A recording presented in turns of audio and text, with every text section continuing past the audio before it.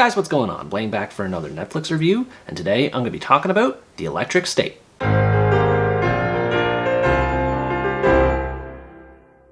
The Electric State is an American sci-fi action-adventure flick based on the illustrated novel of the same name, and tells the story of Michelle Green, an orphan girl living in a dystopian future where humans wage war with robots. She's stuck moving from one foster home to the next and longs for a better life when one day she's surprised by a robot at her home. The robot suggests that her brother, who is thought to have died in a car accident along with her parents, is alive somewhere and waiting to be found. Michelle sets off to find her brother with the help of a smuggler and his own wisecracking robot, and finds herself on an adventure that could bring her family together again. I have to admit, my expectations for this movie were pretty low when I saw all the bad review scores for it, and especially when I saw how big this movie's budget was. I braced myself for what I thought would be one of the all-time biggest stinkers Netflix ever produced, and after I started watching it, I just thought, really? Now, don't get me wrong, it's not amazing. It definitely has its issues, and it's probably not a faithful adaptation of the book it's based on, but when you get right down to it, it's just another average blockbuster extravaganza. It's loaded with all kinds of style and little in the way of substance, and has all the pros and cons one could expect from this approach. The main character, Michelle, is played by Millie Bobby Brown, and she does a good job as far as her performance is concerned. She's believable as someone who's affected by the loss of her family and holding onto the hope that her brother may be alive somewhere out there. While her character lands the right notes in terms of acting, I can't say the same for how she's written. Her backstory, sympathetic as it is pretty typical, and her lack of trust in technology isn't explored all that much. She's just a main character to help the story move along, and doesn't show much growth beyond that. Her relationship with her brother is explored in brief flashbacks throughout the story, which does add some depth, but it's not enough to make her stand out.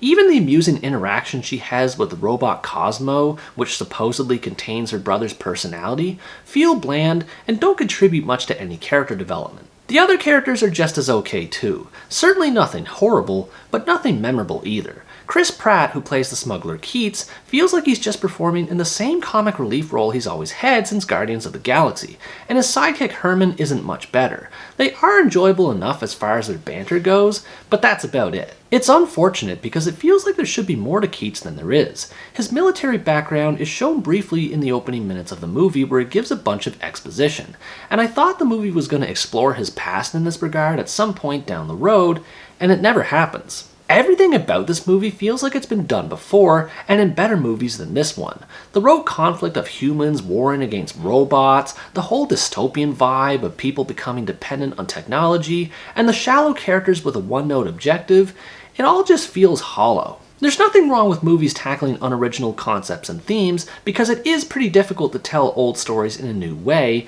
but there should at least be an attempt to make them interesting and be told more enthusiastically, whereas this movie just feels like it's going through the motions the entire time from beginning to end. And it's a shame because it starts off on a really good note. I love the vibe that's conveyed through the retro-futuristic style of the animation sequences, the vintage presentation of the advertisements, and just the overall world building and feel of the tension behind this movie's story and conflict. There's a truly unique sense of style that's conveyed right from the outset, which helps give the movie its identity. As time went on, though, it quickly became evident that this is another classic case of a movie putting style over substance. Everything in this movie looks great and has lots of details in terms of visuals, but in terms of story, it's the most bare-bones cookie-cutter adventure experience one could possibly drum up. This is weird for me to say because the movie is based on a book, and I feel like it has all kinds of backstory it could pull from the book that just feels missing. I've never read the book, so I can't say for certain as to whether or not it's a faithful adaptation, but based on the first few minutes alone, it's clear where the filmmakers had their priorities set. Now, that's not to say that the story is completely lacking in substance whatsoever. There's a grand scale to the adventure Michelle and her group undertakes in the search for her brother, and the underlying layer of mystery behind whether or not he's alive is a good technique used to hold the audience's attention. Everything from the sweeping orchestral music to the distant long shots of vistas spanning as far as the eye can see makes the movie feel epic in scope. It reminded me of a lot of classic adventure movies like those from the Indiana Jones series, which I know sounds kind of weird to say considering it is a sci-fi movie, but the feelings of wonder and whimsy are carried really well in this movie, so I couldn't help but make the connection. One can tell a lot of time and money went into how this movie looks, which is admirable in some ways, but not entirely necessary. The biggest complaint I have in this regard is the amount of CGI involved.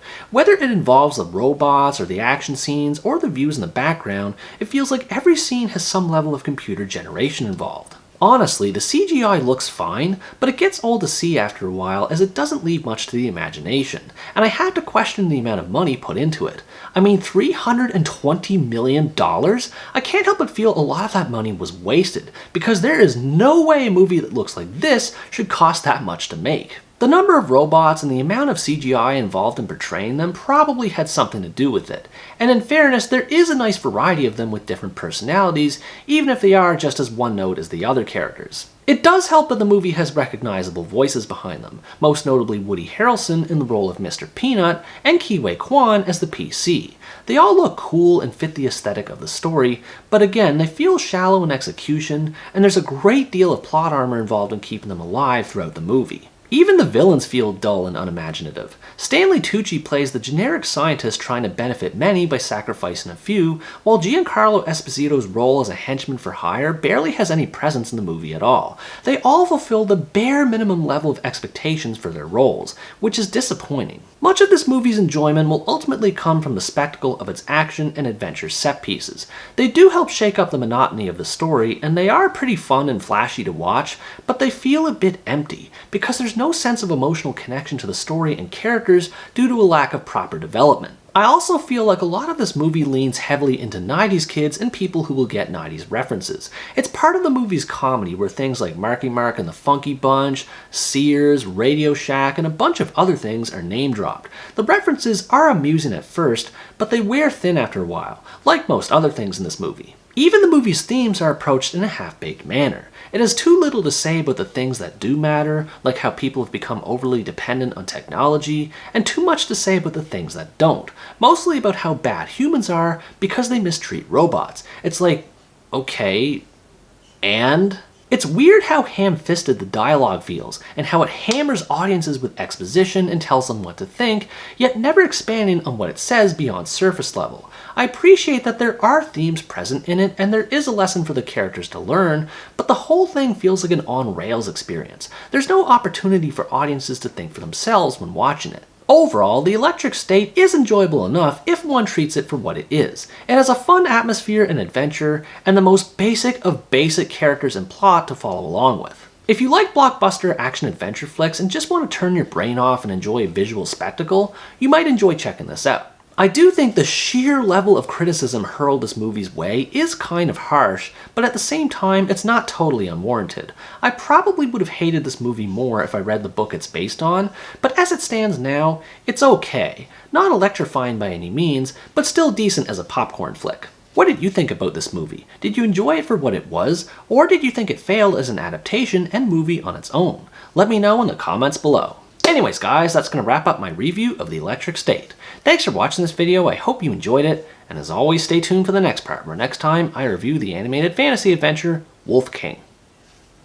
Bye bye!